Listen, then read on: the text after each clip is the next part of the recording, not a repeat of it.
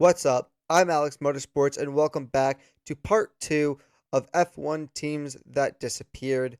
This is the 1960s edition, and there's one rule to this list. You have to start at least one race. So if a team doesn't qualify, doesn't start, or withdraws from a race before it starts, they will not be in this video. So sit back and relax because there are 20 extinct F1 teams we're going to be going over today, and let's get right into it.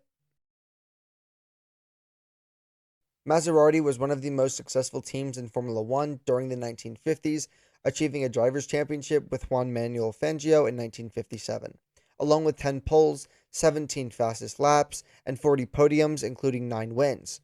And besides Juan Manuel Fangio, they also had Sterling Moss, Mike Hawthorne, and Alberto Ascari racing for them during their time in Formula One. But even with so much success, Maserati's factory team withdrew after the 1957 season. So why is that? Well, in the mid to late 1950s, Maserati had severe cash flow problems due to the Perón regime in Argentina being overthrown in 1955, and they had to start prioritizing its road car production. Pair that with the tragic death of Ferrari driver Alfonso de Portago in 1957, which affected the entire Italian racing community. Maserati decided to leave F1. And although the factory team was now gone, some privateer racing teams still raced under the Maserati name until 1960, such as Scuderia Centro Sud or Maria Teresa de Filippis, who was the first woman to partake in a Formula One race. The British racing team Vanwall took part in Formula One from 1954 to 1960 and found a lot of success. In just 28 starts, Vanwall achieved 14 podiums, including 10 wins, 7 poles, 6 fastest laps, and the first ever constructors title in 1958. They also achieved the most points per race of any team during their time in F1 with 2.24 points per race, and before anyone says Ferrari, they only had 1.54 points per race during the same time span. Vanwall's reason for leaving happened at the end of the 1958 season when Stuart Lewis Evans passed away from severe burns suffered from a crash at the Moroccan Grand Prix, and along with the tragic passing of Lewis Evans, owner Tony Vandervelde, under many years of stress and overwork, decided to race once in 1959 and 1960, and then dropped out of the series forever.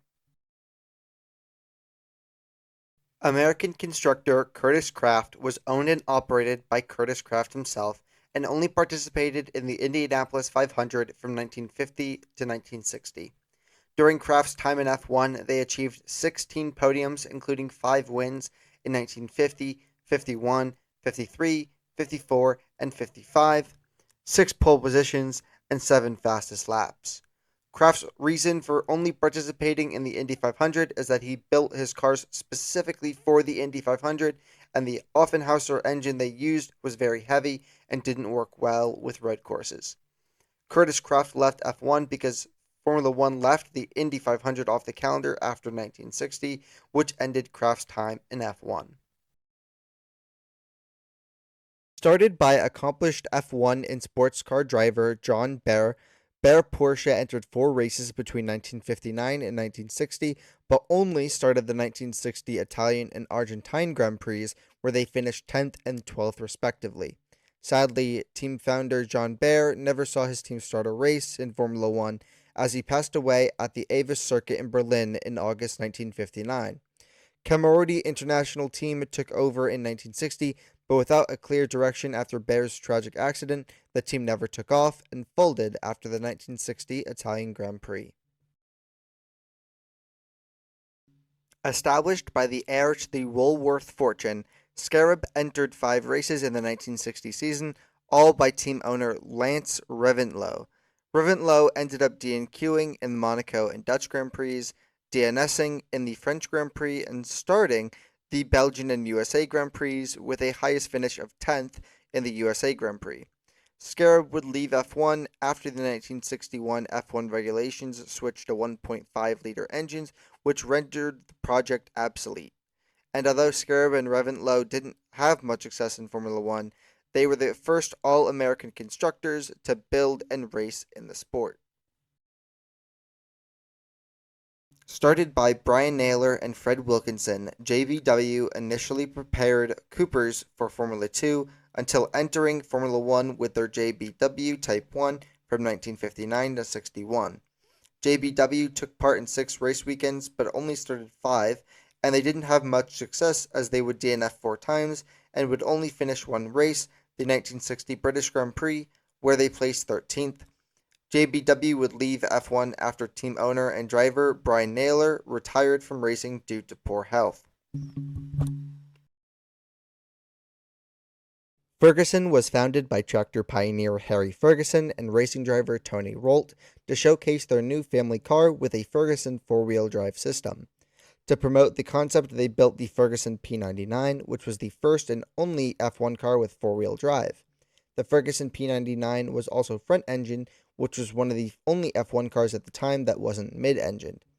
Ferguson entered the 1961 British Grand Prix with drivers Jack Fairman and Sterling Moss, and was running well despite some technical issues until a pit stop mid-race, where the pit crew gave the car a rolling start, and Ferguson was disqualified from the race as they broke the rules. Although the British Grand Prix was the only World Championship race Ferguson entered, they did enter a non-championship F1 race, the 1961 Gold Cup, which Sterling Moss won by 46 seconds. The P99 did not continue racing after the 61 British GP for a multitude of reasons, like the disadvantages of the front engine, shift in F1 technology, and the tragic passing of the driving force of the project, Ferguson, in 1960, ended all hope the team had to continue. One of the most prestigious motorsports programs in the history of motorsports, Porsche has been in Formula One multiple times since the 1950s, but as a team, they entered races from 1960 to 62, although privateer teams entered Porsches from 1954 to 59, and again from 1963 to 64. Porsche entered 19 races during their time in Formula One, scoring 43 points from 13 races, including a win in the 1962 French Grand Prix and podiums in the 1962 German Grand Prix and 1961 French, Italian, and USA Grand Prix.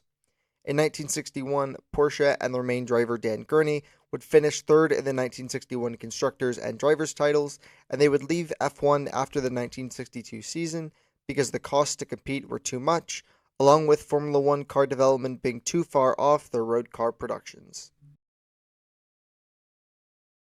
Emeryson was a UK-founded Formula One team that started 7 Grand Prix between 1956, 1961, and 1962.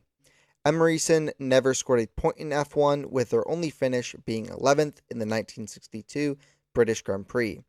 They also took part in only 153 total laps during their time in Formula One, and even though Emeryson did have some innovative designs during their time in F1, they would leave after the 1962 season due to financial difficulties.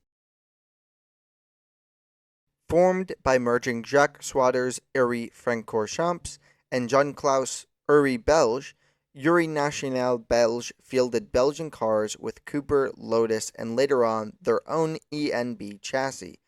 They would end up participating in 8 races, but only started 5, with their highest finish being 6th in the 1960 Belgian Grand Prix.